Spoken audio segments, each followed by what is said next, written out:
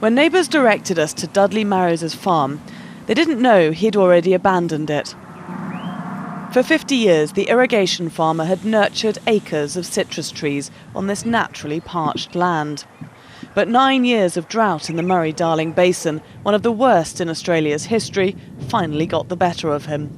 He bulldozed his trees and walked away. Bob Twyford has also had to make some difficult decisions.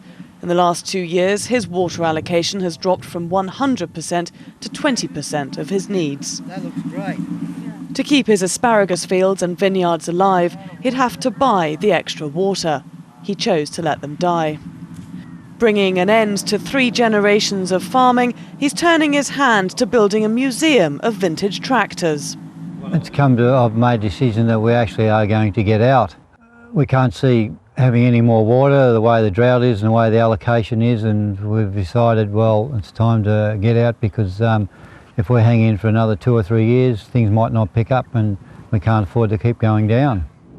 The Murray-Darling Basin is the food bowl of Australia. The 2 main rivers, its lifeblood. But it's a region on its knees. Years of poor management and over-extraction of water, compounded by natural drought and climate change, have taken their toll, not only on the farmers but also on the environment. More trouble is on the way, with El Nino predicted to arrive in September, bringing more hot weather. The drought and an insatiable demand for water has had a devastating impact on the environment around the Murray River. This is one example, the death of more than 70% of Australia's iconic river redgums. It's an enormous basin, and we have about 25 internationally significant wetlands there. These are wetlands that are of crucial importance to the natural environment. They have unique species, unique ecological communities. Often they are home to many of our internationally migrant birds, and that habitat is disappearing. So it is a disaster, an environmental disaster on a national and of course an international scale. There is some good news. The government has allocated a massive $10.4 billion to saving the Murray-Darling Basin. Plans include buying back water allocations from farmers and improving irrigation techniques. But many farmers are suspicious of government involvement.